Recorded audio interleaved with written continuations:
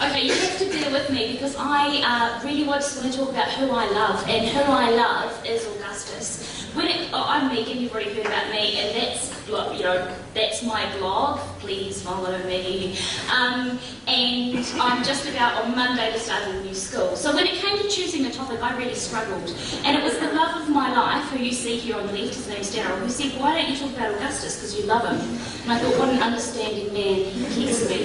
So these are the two loves of my life, and then I started thinking about what on earth I was going to talk about. So I went to a really reliable website called wikihowell.com to look at the stages of a relationship. And I promised Daryl that I wouldn't apply these to our relationship, but instead just me and Augustus. So the first stage is the romance. And this is when you just can't stop thinking about each other, and you look in each other's eyes and for long periods, and maybe you start writing down and draw love hearts around it. Well, that was a little bit one-sided, but that's what happens to anyway. So in terms of my love with Augustus, it didn't start, in a stable way.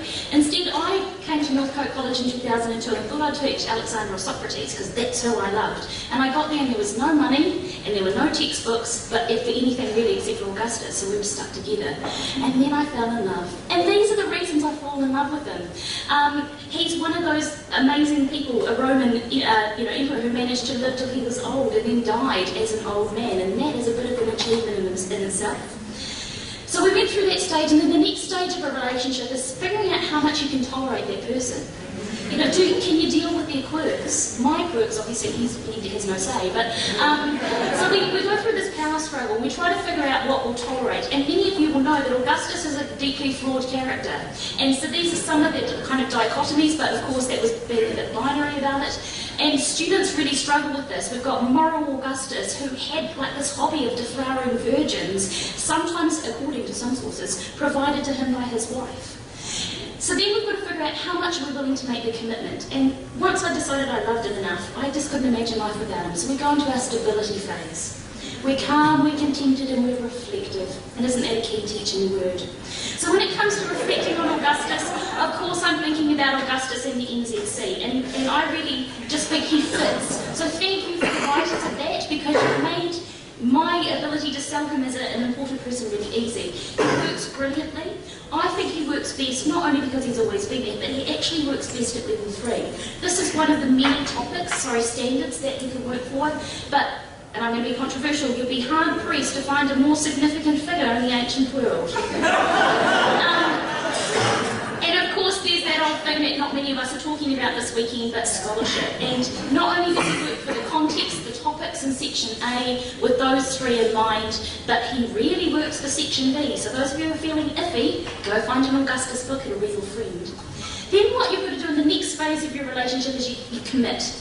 And normally this is some kind of marriage, and we know that, I could have been wife number 4 or 3, depending on the sources for Augustus. But instead for me it was about committing to the idea of Augustus. And the reason for that is about the legacy which he leaves not only Rome, but that he also leaves other cultures, subsequent cultures. And so we look at these things, and I really enjoy talking about the multi-faceted nature of Augustus's legacy. But the other thing that I really like and enjoy about teaching Augustus is that you can really get into some good reception theory, the different interpretation of sources across different points in time. And I think this works really well for thinking critically about the sources, one of those achievement objectives, and also works really well for scholarship. I start scholarship with sign to scare off the people who aren't really realistic. Then you make a baby. We know that Augustus didn't do very well in that department, so obviously my baby with Augustus is, in my head, quite a different thing than maybe what he would have liked. But for me, it's about the love of Augustus in the classroom. So I've been teaching him for 10 and a bit years. Always the first topic at year 13, and then he's the running thread the whole way through the year. And I use him to bring classics to life. Dum, dum, dum. And how we do that is we have a birthday party for him, for a start, and in which we will do mock sacrifices of teddy bears, and we have a shrine, and weirdly one of the teachers knew how much I loved him and bought Augustus for the school, which is quite cute, and the kids make cakes for him. We do a tour to Europe, and so it became obligatory, and I'm sorry about the quality of the pictures, to stand outside the Forum of Augustus and pose with him, much to the amusement of all the tour groups going by, because the kids don't care about Nerva because they know that Augustus is the best one.